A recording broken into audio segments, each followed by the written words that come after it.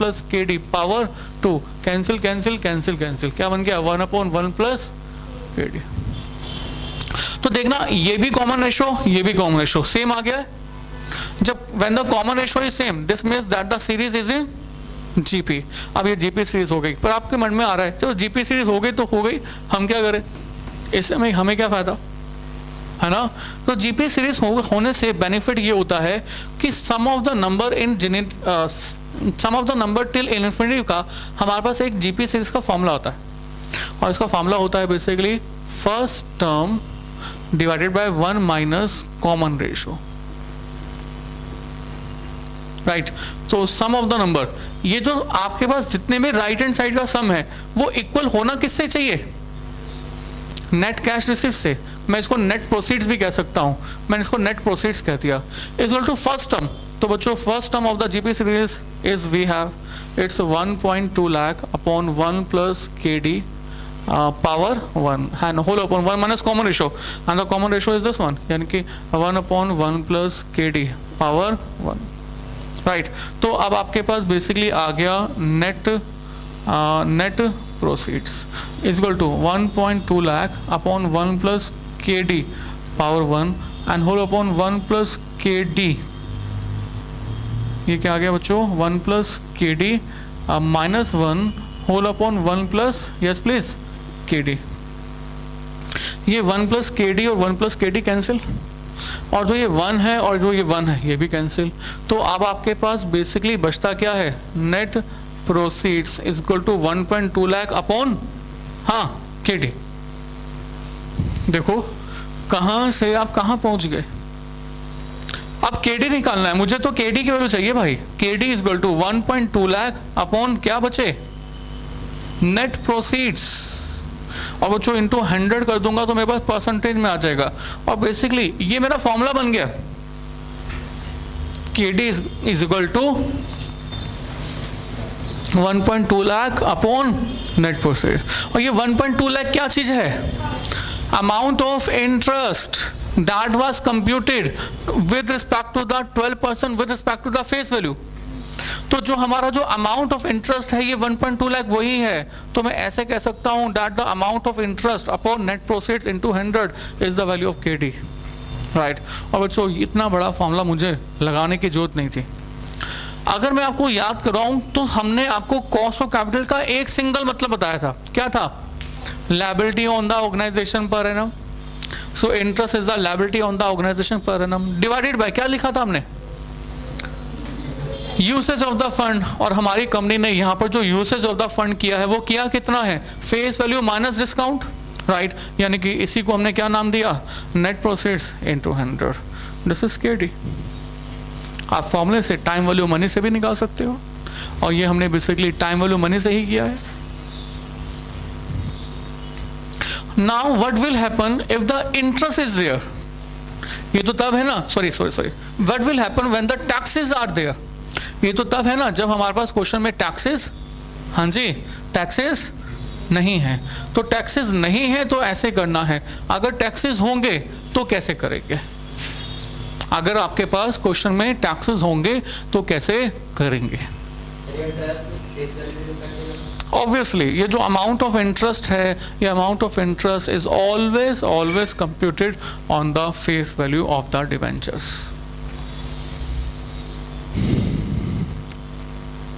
Right. तो बच्चों अगर इंटरेस्ट होगा 2 मिनट में ऊपर देख लोगे फिर कॉपी करोगे, बस 2 मिनट। मैंने कहा सर मान लो टैक्सेस आर आल्सो देयर, तो टैक्सेस हैं सपोज करो 40%। अब बताना टैक्सेस से हमारे क्वेश्चन में क्या इंपैक्ट पड़ेगा, हमारी कंपनी की जो लायबिलिटी है वो लायबिलिटी टैक्सेस होने के कारण से कुछ कम हो जाए। तो दिस इज जस्ट लाइक कि आपने एक जगह पर 1 लाख रुपया दिया, पर दूसरे बंदे ने आपको इस 1 लाख के बदले में 10,000 रुपए रिम्बर्स कर दिए, तो अब आप पर जो बर्डन पड़ा वो बर्डन कितना पड़ा, 90,000। आपने मुझे फीस पे की 2,000, आपके पापा ने आपके कंपनी में वहां पर 1,000 रुपए रिम्बर्स कर दिए, तो आपकी लायबिलिटी बनी कितनी, 1,000 ओनली, राइट। सेम हेयर हमारी कंपनी ने इंटरेस्ट पे किया 1,20,000, पर सर 1,20,000 रुपए जैसे ही इंटरेस्ट पे किया वैसे ही खर्चा बढ़ गया, प्रॉफिट 1,20,000 कम हो गया, इस 1,20,000 का 40% हमारा कंपनी का टैक्स बच गया, है ना। हमारी कंपनी का टैक्स 1,20,000 का 40% सेव हो गया, तो 1,20,000 का 40% कितना हो जाता है 48,000। तो amount of 48,000 is the tax savings to the company. तो दो चीजें हो रही है, एक तरफ हमारी कंपनी 1,20,000 का टैक्स इंटरेस्ट पे कर रही है, दूसरी तरफ गवर्नमेंट से 48,000 रुपए का टैक्स बचवा रही है। तो हमारी कंपनी पर जो लायबिलिटी है वो लायबिलिटी पड़ी कितनी 1.2 lakh minus 48,000। Got it what I mean. Interest 1.2 lakh का जब हमने पहले कंसिडर किया था, तो अब हमारी कंपनी पर जो कैश आउटफ्लो है वो 1.2 लाख है ही नहीं। अब वो आउटफ्लो है कितना 1.2 लाख माइनस टैक्स सेविंग्स। मैंने कहा minus tax savings every year minus tax savings.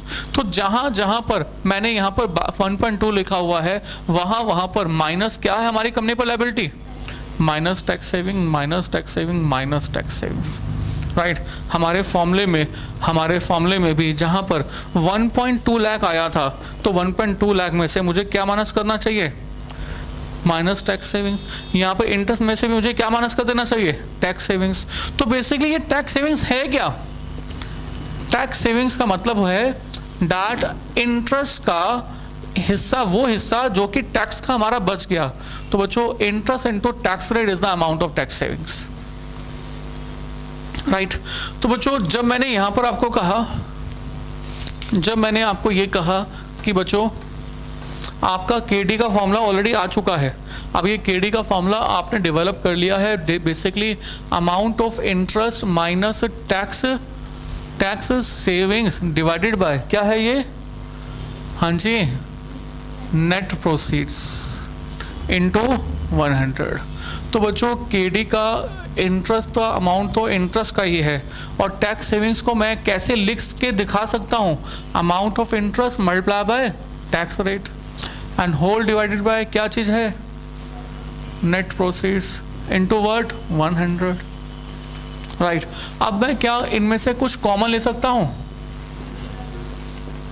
Bracket में क्या बच जाएगा, टैक्स डिवाइड बाय क्या है ये, net proceeds into 100. So now this will be the formula for computation of the KD when the taxes are there. अब आप इसको कॉपी कर लें and then we will see the question.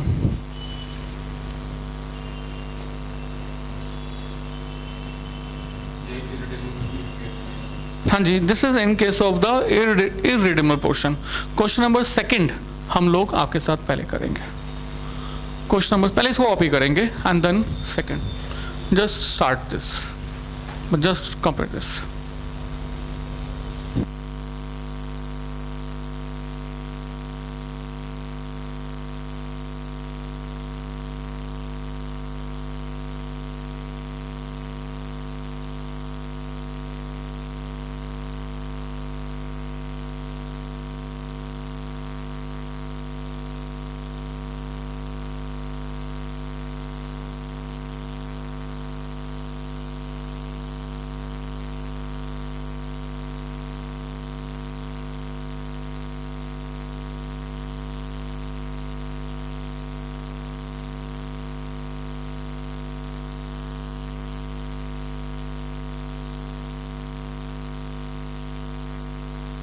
हाँ जी बच्चों करें आगे। ओके तो बच्चों क्वेश्चन नंबर 2 देखिए from our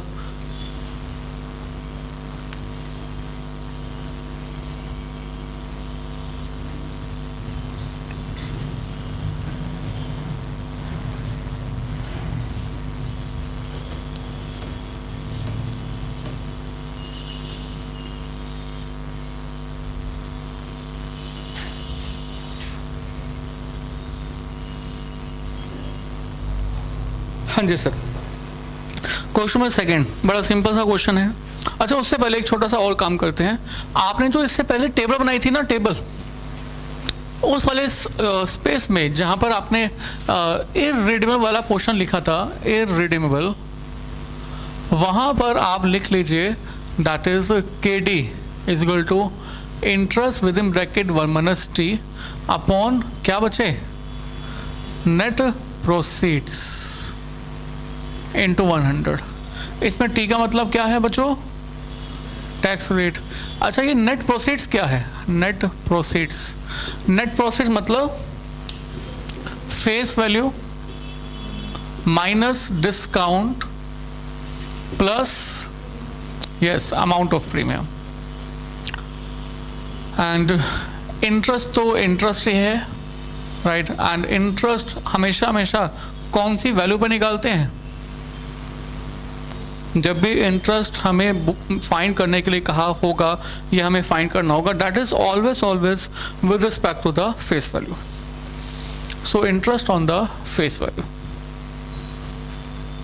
easy. And then now question number 2.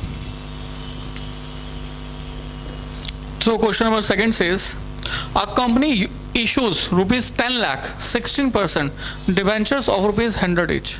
तो हमारी कंपनी ने बेसिकली 10 लाख रुपए के 16% डिबेंचर्स इशू किए हैं, जिसमें कि एक डिबेंचर की जो फेस वैल्यू है वो कितने रुपीस की है, 100 रुपए की, right. The company is in 35% tax bracket. तो बच्चों टैक्स रेट भी दिया हुआ है आपके पास क्वेश्चन में, that is 35%। And we have you are required to calculate the cost of डेब्ट आफ्टर टैक्स। तो आपको केडी निकालना है, एंड केडी जो फाइंड करना है आफ्टर टैक्स निकालना है। बच्चों बाय डिफॉल्ट अगर नहीं भी कहता तो आप हमेशा आफ्टर टैक्स ही निकालते। आगे लिखा हुआ है if debentures are issued at par. If debentures are issued at par, हमारे डिबेंचर्स कैसे इशू किए गए हैं, एट पार पर। सो एट पार मतलब क्या, एट पार मतलब कि 100 रुपए का जो डिबेंचर है उसको जब इशू किया गया है वो भी 100 रुपए में इशू किया गया है, राइट। तो बच्चों बताइए आप ये केडी आफ्टर टैक्स कैसे फाइंड करेंगे। Yes we have formula. अच्छा क्वेश्चन में ये नहीं लिखा हुआ रिडीमेबल या इररिडीमेबल, नहीं लिखा हुआ। अगर नहीं लिखा हो तो क्या मानोगे, रिडीमेबल या इररिडीमेबल, इररिडीमेबल। क्या मानोगे, irredeemable.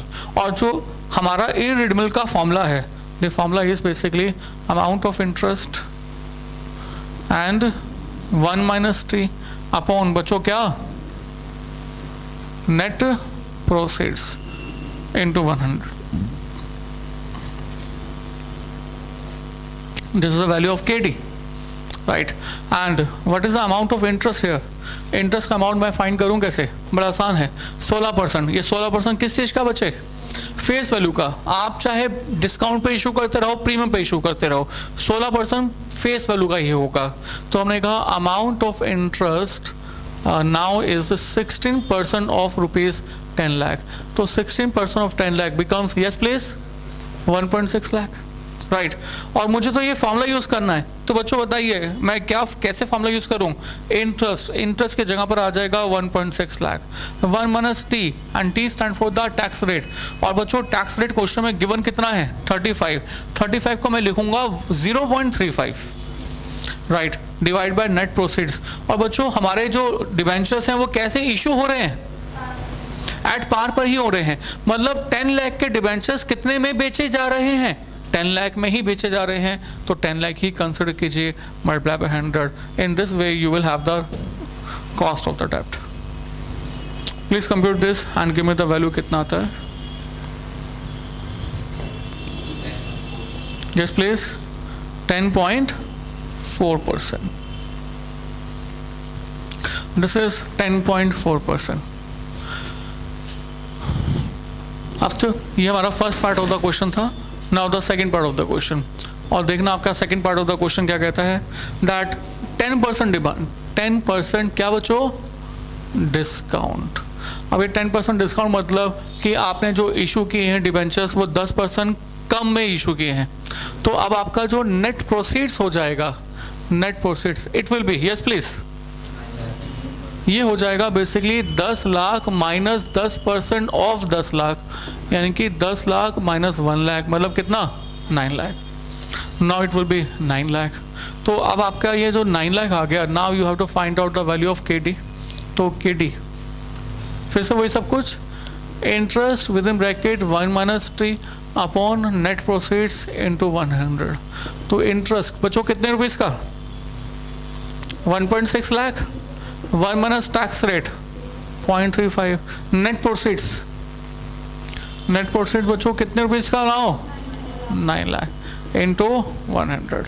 So this is we have 11.55%। Right, third portion, hello, third part, and the third part says that, क्या कहता है third part? 10% premium.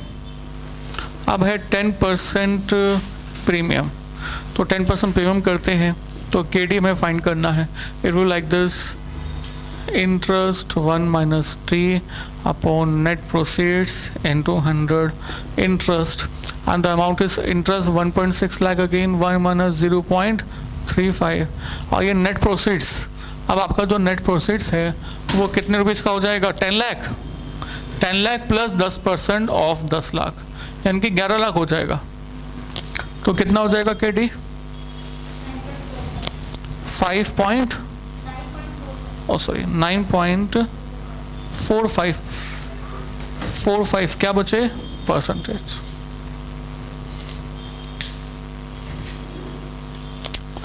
Right sir? Okay, तो बच्चों हमने ये सब कर लिया। अच्छा देखो, जिस तरह से मैं यहाँ पर आपसे बात कर रहा था फर्स्ट पार्ट के अंदर कि मुझे KD फाइंड करना है, ये मैंने बेसिकली 10 लाख के रिस्पेक्ट से फाइंड किया। अगर मैं इसी कंप्यूटेशन को क्या एक डिवेंचर्स के रिस्पेक्ट से करके देखूं, क्या मेरा यही आंसर आता है? Just check it out. This is for the 10 lakh ना, राइट। अगर मैं इस कैलकुलेशन को सिर्फ एक डिबेंचर के लिए कैलकुलेट करूं तो देखो आपका आंसर क्या आता है। You will find out you have the same answers. मैं फिर से फर्स्ट पार्ट की कर रहा हूं, that for one debenture, for one डेप्ट, राइट। फेस वैल्यू पर डेप्ट कितने का है बताओ? 100 रुपए का। और यहां पर डिस्काउंट है, डिस्काउंट हाँ जी फर्स्ट वाले पार्ट में नहीं था, डिस्काउंट 0। और जो ये इंटरेस्ट है, इंटरेस्ट दैट इज 16% अगेन, तो 16% ऑफ कितना? 100, तो कितने रुपीस का? 16 रुपए का। और टैक्स रेट अभी भी वही है जो पहले था, 0.35। तो बच्चों KD फाइंड करना, बताना कितना आता है? Interest into 1 minus T upon net proceeds into 100। तो बच्चों KD इंटरेस्ट, यस प्लीज, कितना? 16, 1 माइनस 0.35 अपॉन नेट प्रोसीड्स कितना?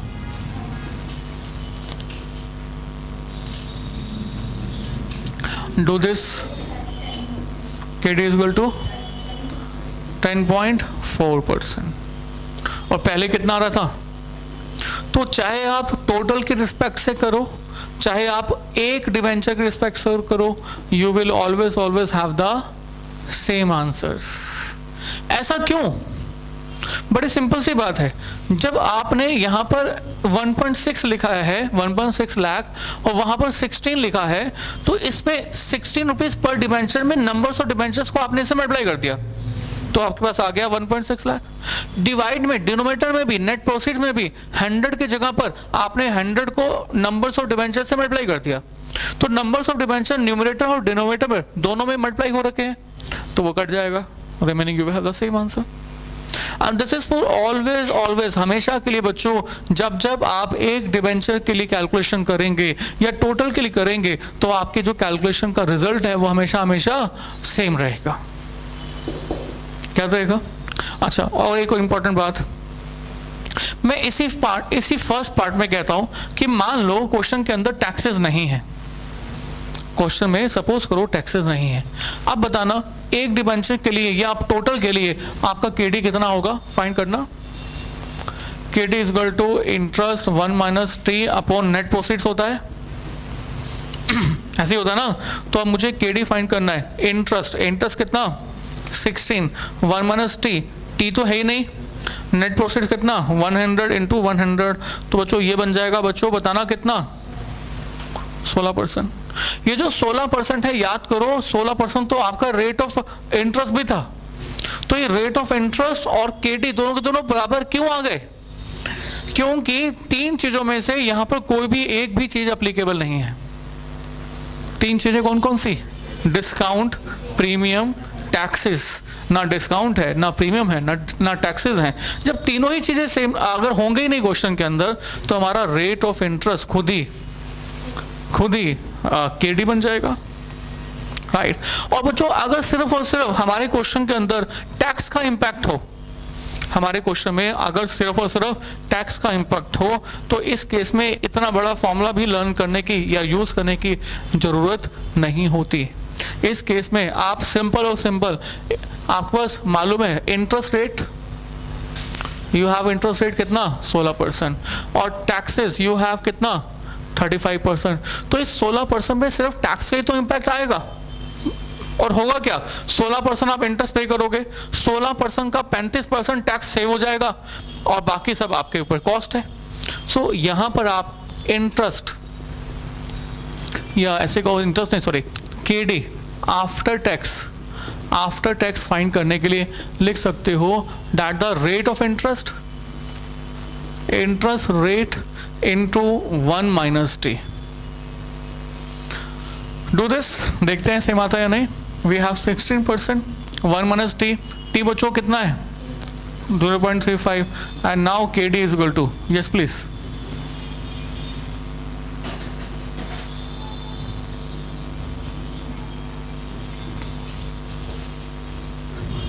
Right, you will have the कितना बचे 10.4, क्योंकि हमने टैक्स का इंपैक्ट लेना था, टैक्स का इंपैक्ट ले लिया। तो मैं इसमें अब आपके साथ एक और फॉर्मूला इसमें ऐड ऑन कर दिया। मैंने कहा if we have only taxes, if we have only taxes, right, then KD after tax is equal to KD before tax into 1 minus, हाँ जी, 1 minus T, 1 माइनस टैक्स। पर ये फॉर्मूला तभी use होगा जब हमारे क्वेश्चन के अंदर डिस्काउंट या प्रीमियम नहीं होगा। अगर डिस्काउंट प्रीमियम है हमारे क्वेश्चन के अंदर, it will not be used. Is it clear? अब sir this is about the irredeemable debentures, right. अब इसके साथ ही साथ, इसके जैसा ही हमारे पास एक कॉन्सेप्ट और भी है जिसको मैं चाहता हूं कि आज ही की क्लास में कंप्लीट कर लिया जाए। ऑलमोस्ट सेम कॉन्सेप्ट, और वो कॉन्सेप्ट है प्रेफरेंस शेयर्स का, और वो कॉन्सेप्ट है किसका? प्रेफरेंस शेयर्स का। सर प्रेफरेंस शेयर्स के लिए सब कुछ वही सब कुछ, क्या मतलब? हमने कहा I am talking about the irredeemable preference shares.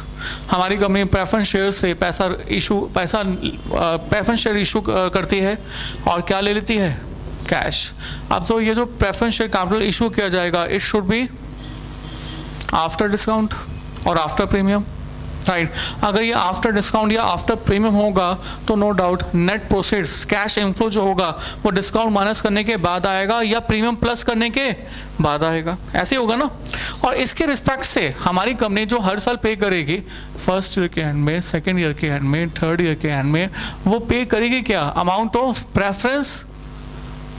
Preference dividend, first year second year. कुछ एक हाइपोथेटिकल एग्जांपल लो, मान लो 10 लाख का फिर से प्रेफरेंस शेयर कैपिटल है, rate of preference dividend is 15%, तो 15% ऑफ 10 लाख हर साल प्रेफरेंस डिविडेंड पे कितना किया जाएगा?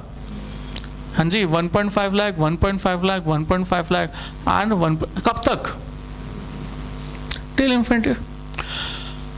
कैश जो मिला वो कैश को हम कहेंगे नेट प्रोसीड्स, और जो ये नेट प्रोसीड्स होगा वो कैसा आएगा? Face value minus discount plus premium, है ना।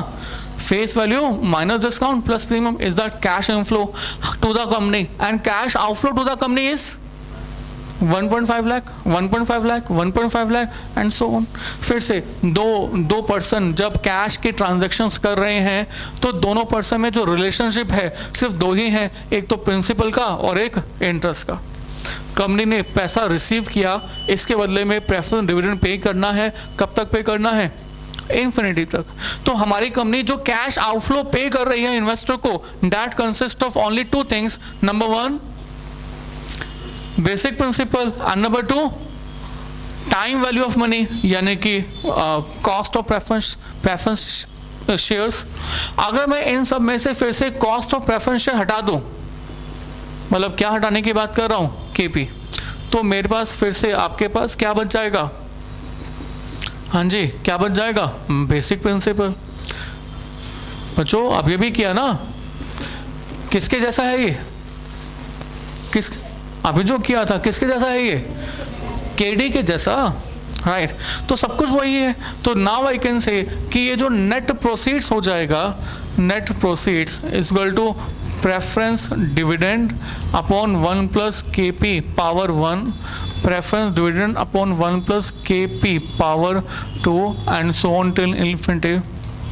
तो ये नंबर भी आपके पास फिर से कौन सी सीरीज में आ गया, जीपी सीरीज में। तो जीपी सीरीज के लिए फिर से sum of the numbers in GP series का फॉर्मूला यूज करोगे, तो जहां पर पहले इंटरेस्ट आया था उसकी जगह पर अब आपके पास क्या आ जाएगा, प्रेफरेंस डिविडेंड, और जिस तरह पर पहले केडी आया था उसके जगह पर यहां पर क्या आ जाएगा,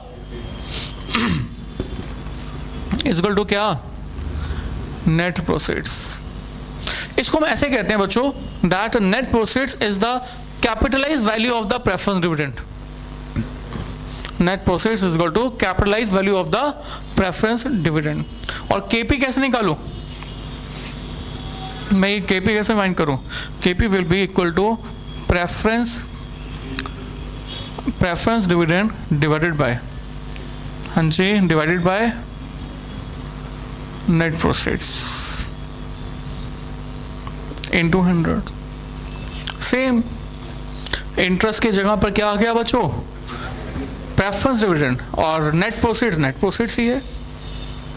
now what about the taxes. जब हमारी कंपनी प्रेफरेंस डिविडेंड पे करती है तो इस प्रेफरेंस डिविडेंड पर हमारी कंपनी को कोई भी टैक्स का बेनिफिट नहीं होता। क्यों नहीं होता, क्योंकि प्रेफरेंस शेयर होल्डर्स तो हमारे शेयर होल्डर्स हैं, और प्रेफरेंस शेयर होल्डर्स को जो पे किया जाता है that is appropriation of profit, not the expense. आपने अकाउंट्स में पढ़ा होगा, अकाउंट्स में हमने आपको सिखाया that interest expense is an cost but preference dividend is not an cost, this is an appropriation. मैंने कहा ABC पार्टनर है, अब ABC ने पार्टनरशिप में 10,000 रुपए की मशीनरी खरीदी, खर्चा है, कैपिटल एक्सपेंडिचर है, पर हमारे मिस्टर A ने 10,000 रुपए विड्रॉ कर लिए, तो क्या ये कंपनी का खर्चा है, this is the appropriation. Again preference dividend भी एप्रोप्रिएशन है, क्योंकि ये शेयर होल्डर्स के रिस्पेक्ट से है, चाहे ये शेयर होल्डर्स प्रेफरेंस वाले हों, पर हैं ये शेयर होल्डर्स, तो इनके रिस्पेक्ट से कोई भी हमारी टैक्स सेविंग्स नहीं होती, इसलिए कभी भी यहां पर 1 -T नहीं आता।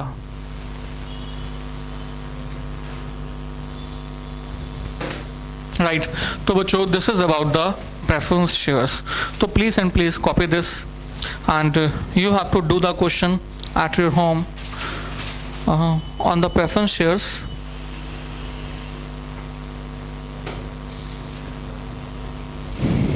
दो तीन ही क्वेश्चंस हैं इस पर बेस्ड, दिस इज 16th।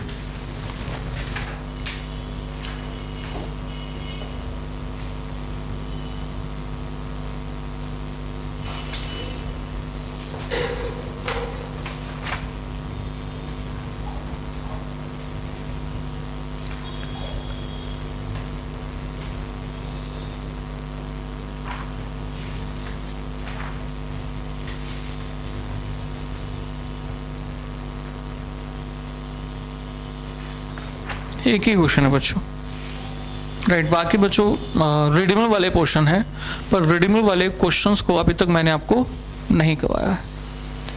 अच्छा 36 कर सकते हो आप, 36 यू कैन डू।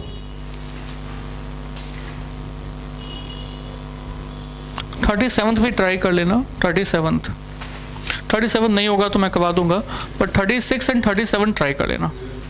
36 तो हो ही जाएगा, मेनली 37 ट्राई करना, WACC निकालने का क्वेश्चन है, राइट। तो आज की क्लास में मैंने आपको क्या करवाया एक बार रिपीट कर दूं। Today I had started with the introduction of the cost of capital and then मैंने आपको ले गया WACC पर, WACC के बाद हमने KD सीखा, इररिडीमेबल वाला केस, फिर प्रेफरेंस शेयर कैपिटल का सीखा हमने, इररिडीमेबल वाला case. So this is about today's class. Around total of 4 to 5 classes हमारी कॉस्ट ऑफ कैपिटल पर लगती हैं. Right sir. Thank you very much.